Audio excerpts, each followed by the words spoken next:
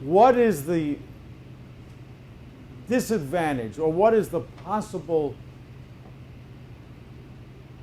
adverse consequence of a falling value of the dollar? Requirement of raising interest rates to support the dollar. One, we may have to raise interest rates to support the value of the dollar, because the higher the rates are here, the more likely it is folks will send funds here or leave funds here. But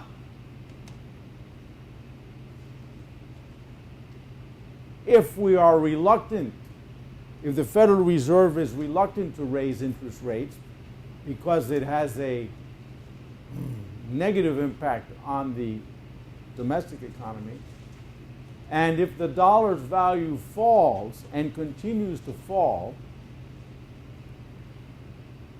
why might that have a cumulative impact, and why might the dollar's drop encourage a further decline in the dollar's value?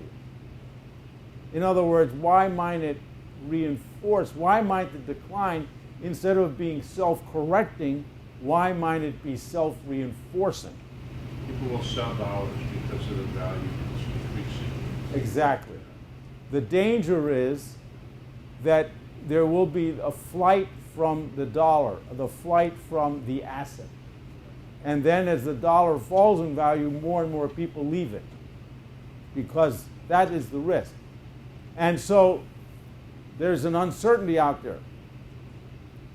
In other words, as the rest of the world accumulates more and more dollars, does the risk that there will be a flight from the dollar increase or diminish? It seems to increase, because the folks have more and more dollars, and what might happen? So, stay tuned. Now, are there any questions? Sir? Do you have an opinion on that? In China, in fact, they own so many of the U.S. dollars. What do you think of that? The question was, do I have an opinion on this issue and the fact that China holds so many dollars? Last time I heard it was over $1 trillion, and therefore, what do I think? I personally believe, in the long run, this can't be sustained. In other words, my answer to your question is, in the long run, I believe that we are at great risk of that destructive scenario beginning to occur. That is, the dollar falls, and the fall starts to become cumulative as people retreat from the dollar as an investment. Now, that may not happen tomorrow, but it would seem to me that eventually it will happen, because people are just holding so many dollars. Now, of course, you can say that, well, they're holding the dollars voluntarily. In other words, they're obviously buying the dollars, and some folks are buying the dollars, and therefore they're buying the dollars as investment. So how can you say, if they're buying the dollars voluntarily, how can you say they're having too many? You know, it makes it difficult. But remember, at some point, the acquisition of dollars becomes involuntary. For instance, if just as a consequence of the rest of the world selling more and more goods to us, they no longer want to be paid in the dollars like they once were. And that makes it suppose, for instance, folks are less willing to hold the dollar because they think that maybe the euro would be a better currency to hold on to. Just take an example. And so I think it is a problem. Now, I'm a minority among economists. Most economists say, well, the rest of the world wants to invest here, that's fine, so no problem. I happen to be less optimistic about it all. Yes, sir? That chart incorporates foreigners' willingness to hold on to American dollars or invest in them. Yes. As a result in savings. What would an increase in American savings do or have an effect on that chart? Well, an increase in American savings might halt the decline. Because remember, as this goes south, the capital inflow goes north. And we will need less capital from the rest of the world if we would save more.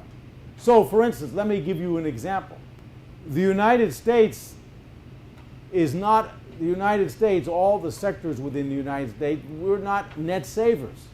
And so obviously we're borrowing from overseas in order to make expenditures. Let's take an example. Some of those mortgage securities that we talked about, where mortgages are turned into securities, right, and marketed. Some of those go overseas. So obviously, therefore, to some extent, the rest of the world finances our mortgage borrowing.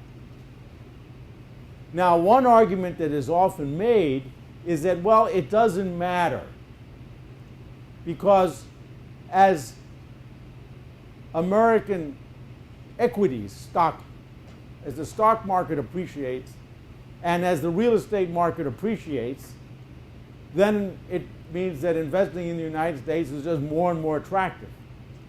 And it doesn't matter if we don't save because our net worth is increasing because of the increase in stock market and real estate values. My question will become is, well, suppose there's a slide in real estate values and there's also a slide in the stock market. Then what? Then we no longer have capital appreciation, we have capital loss instead of gain. So my own feeling, my own belief is that it's risky to continue down this road. What road? Where we borrow more and more, a larger and larger amount overseas, and then thus become accustomed to the rest of the world lending more and more to us and holding our assets. Because if they want to sell them, then we could have the consequences we talked about. Now, at what time, when will this become a problem? For instance, this gentleman's question, right? When will this become a problem? When will folks stop? By folks, I mean in the rest of the world, stop. I don't have the answer. But all we can do today is point out the problem. You guys can keep track of the data, right? And there we are. So you keep track of the data, but I can't answer your question. And it's not because I'm timid. It's just I really don't know. But I am pessimistic. That's the best I can do if it's good enough. Okay. Thank you so much for your attention. And always remember, buy low and sell high. Thanks. Adios.